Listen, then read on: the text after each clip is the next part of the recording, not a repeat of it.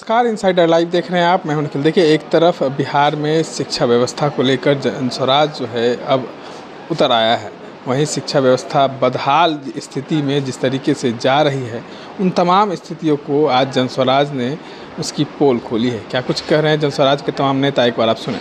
नमस्कार, आज हम एनडीए सरकार की जो युवाओं के प्रति उनका रुझान रहा है अब तक, वो हम बताने वाले हैं। और ये बताने वाले हैं कि एनडीए सरकार अब तक युवाओं के साथ कैसे धोखाधड़ी कर रही है, कैसे ठग रही है। पहले हम शिक्षा की बात करें। आप लोगों को पता होगा कि बिहार राज्य सबसे जुआ वाला राज्य है पूरे भारत में। 58% युवा बिहार में रहता है। लेकिन आप जब गाँव में जाएंगे, देहातों में जाएंगे, वहाँ पे देखेंगे पूरा गांव युवा विहीन है। वहाँ का युवा वहाँ नहीं मिलेगा। वृद्ध पुरुष मिलेंगे, महिलाएं मिलेंगी, वहाँ बच्चे, छोटे छोटे बच्चे मिलेंगे, लेकिन युवा नहीं मिलेगा। क्यों? या तो पढ़ाई के लिए या रोजगार के लिए मजबूरन अपने प्रदेश को छोड़ के दूसरे प्रदेश में जाता है। ये इसलिए जाता है कि इतने सालों में अपने युवाओं के लिए हमने ऐसी व्यवस्था नहीं की कि अपने राज्य में रह करके शिक्षा प्राप्त कर सके। चाहे वो गरीब का बच्चा हो, चाहे अमीर का बच्चा हो। अगर गरीब का बच्चा हो तो शिक्षा के लिए बाहर जाता है, और जब वो बाहर जाता है, वहाँ पढ़ाई करता है, वहीं सेटल हो जाता है, फिर लौट करके बिहार में नहीं आता है। अगर बिहार में आएगा भी तो उसके लिए यहाँ पे बिहार में कोई व्यवस्था नहीं है। अब गरीब का बच्चा है, 17-18 साल का होता है, कोई स्किल नहीं सीखता है, क्योंकि शिक्षा व्यवस्था हमारे यहाँ अच्छी नहीं है। आप लोगों को पता होगा कि इतनी बात कहते हैं कि शिक्षा पे इतना खर्च हो रहा है, इतना खर्च हो रहा है। अभी बजट आया है 60,000 करोड़ रुपया। अभी जो बजट आया है शिक्षा पर 60,000 करोड़ रुपया आया है। आप लोग बता दीजिए, 5 लड़के पूरे बिहार से गिन के लाइए कि जो अच्छे कंपटीशन इस पढ़ाई से पढ़ के निकले हो, एक भी नहीं निकलेगा। और हम लोग कहते हैं कि बिहार एक ऐसा प्रदेश है जिसमें सबसे ज़्यादा IAS IPS निकलते हैं। आप लोगों को बता दें, जो IAS IPS निकल रहे हैं वो बिहार से पढ़ के नहीं निकल रहे हैं। हालांकि वो बिहार के लड़के हैं, दूसरे राज्यों में जाते हैं, वहाँ पे ट्यूशन लेते हैं, वहाँ पे कोचिंग लेते हैं। आप मुखर्जी नगर चले जाइए, वहाँ पे दिल्ली में पढ़ाने वाला बिहारी, पढ़ने वाला बिहारी, वहाँ से पढ़ के वो IAS IPS वगैरह निकालते हैं, IIT निकालते हैं। हम ऐसी व्यवस्था नहीं कर पाए कि जो पढ़ने वाला बिहारी, पढ़ाने वाले बिहारी इस राज्य में पढ़े तो इसकी अर्थव्यवस्था ऊँचा हो। ऐसी व्यवस्था नहीं कर पाए। और आपको बता दूँ, जो बिहार राज्य है 89% लोग गाँव में निवास करते हैं।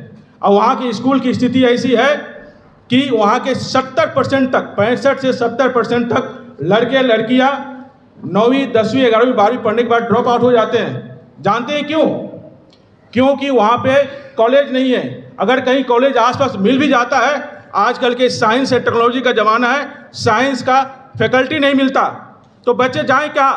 वो बच्चे धीरे धीरे बड़े होते हैं, मजबूरी बन जाती है, कोई स्किल नहीं सीख पाते हैं, अपने राज्य में कोई रोजगार नहीं है, और दूसरे राज्यों में जा करके अपने शरीर से काम लेते हैं। जब किसी का माइंड डेवलप नहीं करेंगे तो शरीर से ही काम लेगा, जाकर मजदूर बनते हैं।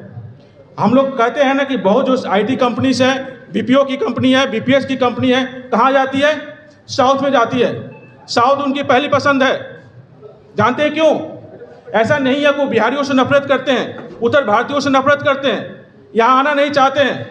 इसलिए वहाँ जाना चाहते हैं कि वहाँ का शिक्षा व्यवस्था अच्छी है, वो साइंस एंड टेक्नोलॉजी पर काम करते हैं, उनका कम्युनिकेशन स्किल देखिए। और यहाँ के अपने जो बच्चे सरकारी स्कूल से पढ़ कर निकलते हैं, उनका कम्युनिकेशन स्किल हमने डेवलप ही नहीं किया। जब ऐसे बच्चे हमारे यहाँ मिलेंगे नहीं तो हमारी यार फैक्ट्रियाँ क्यों नहीं आएगी, कंपनियाँ क्यों नहीं आएगी, क्यों आएगी? अभी 2024 में 19 दिसंबर को बिजनेस कनेक्ट हुआ था, आप लोग गए होंगे, जानते होंगे। उसमें जानते हैं कितना जो कंपनी, 400 से ज़्यादा कंपनियों ने कमिटमेंट साइन किया है। MOU कहते हैं जिसको, मेमोरेंडम ऑफ अंडरस्टैंडिंग। कितने पैसे का? 1.8 लाख करोड़ का। यहाँ का युवा सोचे कि भैया अब इतने सारी कंपनीज आ जाएगी, हमको तो नौकरी मिल ही जाएगी। लेकिन धरातल पे कितनी कंपनियाँ उतरी है? एक भी नहीं, एक भी दो भी हमको दिख नहीं रही है।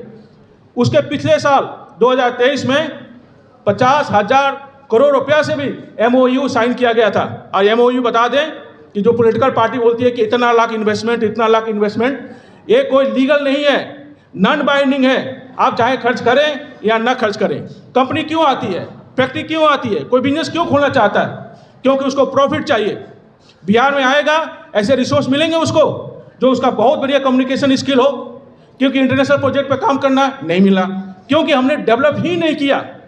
और जो हमारे बच्चे मजबूरी से बाहर जाते हैं और वो अपमानित रहते हैं और यहाँ बैठ करके और उसको बातों को या तो इग्नोर कर देते हैं या तो बोलते हैं हम उसको देखेंगे फिर से रोजगार उत्पन्न करेंगे। जब चुनाव आता है, जो एनडीए की सरकार हो, उससे पिछले वाली सरकार हो, ये वादा करती है कि हम 20 लाख नौकरियां दे रहे हैं, 12 लाख नौकरियां दे रहे हैं, 19 लाख नौकरियां दे रहे हैं। किसमें दे रहे हैं? सरकारी नौकरियां दे रहे हैं।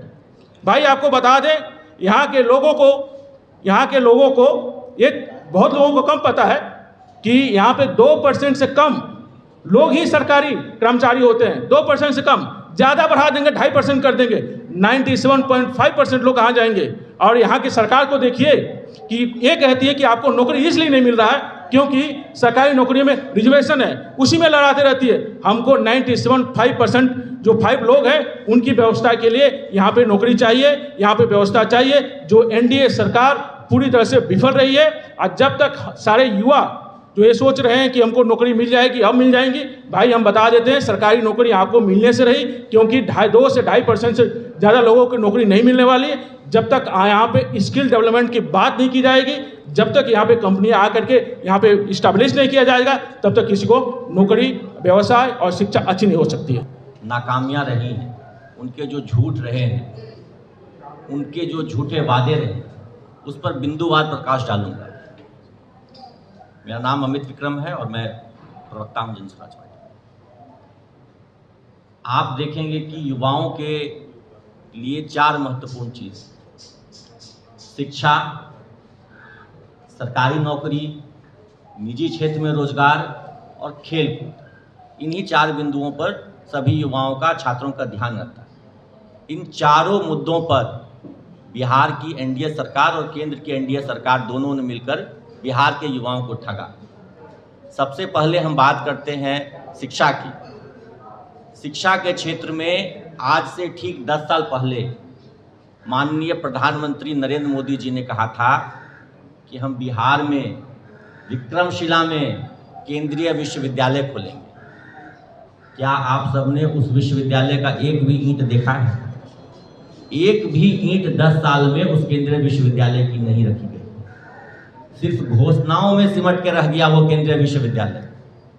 गौरवशाली इतिहास था विक्रमशिला विश्वविद्यालय का, लेकिन उसकी घोषणा होने के बाद कि हम वहां पर केंद्रीय विश्वविद्यालय खोलेंगे, उसकी घोषणा के 10 साल बीत जाने के बाद भी एक ईंट तक रखी नहीं गई।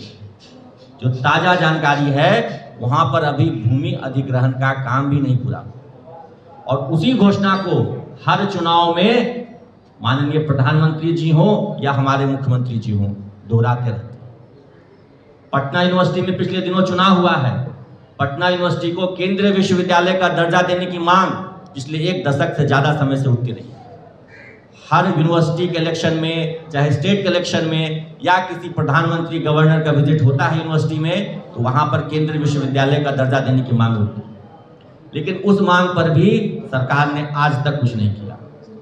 बिहार में बहुत सारे स्टेट यूनिवर्सिटीज़ हैं, लेकिन इन स्टेट यूनिवर्सिटीज़ की हालत क्या है? भागलपुर यूनिवर्सिटी से कट के मुंगेर यूनिवर्सिटी बना, वैसे ही मगध यूनिवर्सिटी से कट करके पाटलिपुत्र यूनिवर्सिटी बना। इन दोनों यूनिवर्सिटी के पास ना अपनी ज़मीन है, ना अपना कैंपस है। ये किराए के मकान में किसी दूसरे कॉलेज में मेकशिफ्ट बिल्डिंग में यूनिवर्सिटीज़ चल रही है। सोचिए वहाँ क्या पढ़ाई होती है। यहाँ यूनिवर्सिटीज़ में प्रोफेसर लेक्चर्स की जो कमी है वो सबसे आप भली भांति वाकिफ हैं। लेकिन सरकार एक और ढिंढोरा पीटती है कि हमने हर जिले में इंजीनियरिंग कॉलेज खोल दिया। विभिन्न मीडिया संस्थानों की रिपोर्ट में यह बात सामने आई है कि इन इंजीनियरिंग कॉलेजेस में 90% तक की रिक्तियां हैं। जो प्राचार्यों के पद हैं, प्रोफेसर लेक्चरर्स के जो पद हैं, 90% तक खाली हैं। किसी तरीके से गेस्ट फैकल्टी के सहारे ये इंजीनियरिंग कॉलेज चल रहे हैं। इसका परिणाम क्या होता है कि जेईई मेंस के द्वारा जब काउंसलिंग होती है तो उसमें आधे से ज़्यादा सीट इन सरकारी इंजीनियरिंग कॉलेज के खाली रह जाती है। मजबूरी में बिहार का छात्र युवा इंजीनियरिंग करने के लिए साउथ के स्टेट्स में जा रहा है, महाराष्ट्र जा रहा है, आंध्रा जा रहा है, तमिलनाडु जा रहा है, केरल तक जा रहा है। लेकिन बिहार में सरकारी इंजीनियरिंग कॉलेज रहते वहाँ नामांकन नहीं करा। क्यों? क्योंकि फैकल्टी नहीं है। यह स्थिति मेडिकल कॉलेजेस की भी है। माननीय मुख्यमंत्री जी अभी प्रगति यात्रा में थे, उन्होंने कहा कि हर जिले में हम मेडिकल कॉलेज भी खोलेंगे, लेकिन उनके ही जिले में पावापुरी में मेडिकल कॉलेज है। वहाँ की स्थिति जाकर के देखिए, वहाँ पर फैकल्टी का घोर अभाव है। वहाँ के लड़के पटना राजेंद्र नगर में कंकड़बाग में डेरा लेकर रहते हैं और पीएमसीएच और एनएमसीएच में क्लास करते हैं। वहाँ प्रैक्टिकल की व्यवस्था नहीं है, वहाँ पे पढ़ाई की व्यवस्था नहीं है। और मुख्यमंत्री जी कहते हैं हर जिले में हम मेडिकल कॉलेज खोल दें। तो क्या मेडिकल कॉलेज का मतलब सिर्फ एक बिल्डिंग होता है, या उसमें फैकल्टी भी होनी चाहिए? उस बिल्डिंग में पढ़ाएगा कौन? इंजीनियरिंग कॉलेज के भी बिल्डिंग तो बने हैं हर जिले में, लेकिन वहाँ पढ़ाई नहीं हो रही है। मेडिकल कॉलेजेस का भी वही हश्र होगा जब मुख्यमंत्री जी के खुद अपने जिले में फैकल्टी नहीं मिल रहा है, तो बिहार के अन्य जिलों में क्या फैकल्टी मिलेगा मेडिकल कॉलेजेस को? अब आइए खेल के संदर्भ में। बड़ी बातें लोग बोल जाते हैं, खासकर रोजगार और शिक्षा पे। तो शिक्षा, सही बात है, यहाँ शिक्षा की कोई ये नहीं है, फैसिलिटी नहीं है। सारे हमारे बच्चे, बिहार के बच्चे में टैलेंट बहुत है, टैलेंटेड बहुत है, लेकिन यहाँ व्यवस्था नहीं रहने के कारण वो हमारे बिहार से बाहर जा रहे हैं और वहाँ नाम रोशन कर रहे हैं पढ़कर वहाँ का। उसी तरह रोजगार, जब बच्चे बाहर जाएंगे, बाहर पढ़ेंगे, बाहर शिक्षा लें, तो रोजगार भी बाहर ही करने लगते हैं। यहाँ भी कोई भी इतनी एक दो आईटी कंपनी वगैरह कुछ ऐसा नहीं है जो बच्चे अमीर घर के हो चाहे गरीब घर के हो। हर बच्चे का एक शौक़ होता है, उसकी पढ़नी उसकी इच्छा होती है, लेकिन वो एक मजबूरी के तहत उन्हें बाहर जाना पड़ता है। तो शिक्षा और रोजगार दोनों ही बच्चे को यहाँ पे ठगा जा रहा है। आप ट्रेन में अगर सफ़र करते तो सही बात है कि वॉशरूम जाना अगर हो तो रास्ता नहीं मिलता, लोग बाथरूम के बाहर में ही फर्श पे लेटे मिलेंगे, थैला लेके, बोरिया लेके, पता पूछने पर कि बच्चे आप लोग कहाँ जा रहे हो, तो मैं जॉब करने जा रहा हूँ बॉम्बे में या मद्रास में, चेन्नई में, कहीं भी। तो यहाँ के बच्चे मजदूरी के 10-15 हज़ार रुपये के लिए बच्चे बाहर जा रहे हैं, अपने पेरेंट्स को छोड़ के, घर द्वार छोड़ के बच्चे बाहर जा रहे हैं, जबकि वहाँ पे रह के वो काम तो कर रहे हैं, मेहनत कर रहे हैं, पैसा कमा रहे हैं, अपने पेट को काट के 2 पैसा बचा के अपने घर को भी भेज रहे हैं। यहाँ गार्जियन की क्या स्थिति है कि बच्चे तो बाहर चले जा रहे हैं, माँ बाप के पास कोई तबीयत खराब होने पर कोई दवा देने वाला नहीं है। तो ये सब बहुत भी बड़ी समस्या है यहाँ की। बहुत बड़े बड़े कॉलोनी में, यहाँ पे पाटलिपुत्रा कॉलोनी, चित्रगुप्त कॉलोनी, कहीं भी जाइए पता चलेगा अधिकतर घर में ताले बंद हैं। किसी में पेरेंट्स हैं तो माँ अकेले हैं, पिताजी हैं तो अकेले हैं, कोई देखने का। तो ये सब चीज़ को अगर सुधार किया जाए, यहाँ पढ़ने की अगर सुविधा दी जाए तो बच्चे हमारे बाहर नहीं जाएंगे। उसे स्लम एरिया के बच्चे लोग जो कि पैसे के बिना, अभी हम कल गोसाई टोला स्लम एरिया में मैं गई थी, घूमने गई थी, वहाँ बिहार बदलाव रैली के बारे में मैंने गई थी, वहाँ घुमा, देखा कि बच्चे, छोटे छोटे बच्चे हैं, वो कूड़ा करकट कचरे से खेल रहे हैं, पढ़ने की कोई ये नहीं है। जो बड़ी लड़कियां थी उन्हें पढ़ने नहीं आ रही है कि क्या लिखा हुआ पम्पलेट में क्या ही है, तो उनको बताना पड़ा, समझाना पड़ा। तो ये सब, जैसे गरीबी, यहाँ गरीबी बहुत है, गरीबी पे कोई तरह का यहाँ पे नहीं। हमेशा इलेक्शन आती है, बहुत सपने दिखाए जाते हैं, बहुत से इलेक्शन खत्म होते हैं, उसके सारे सपने भोरे में भरे रह जाते हैं।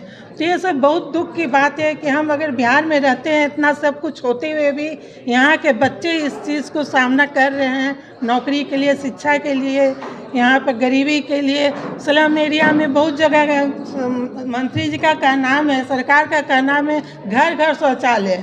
मेरे चितकोहरा में एक कपाड़िया मोहल्ला है, मैं वहाँ गई अपने क्षेत्र में घूमने के लिए, पता चला कि वहाँ शौचालय नहीं है।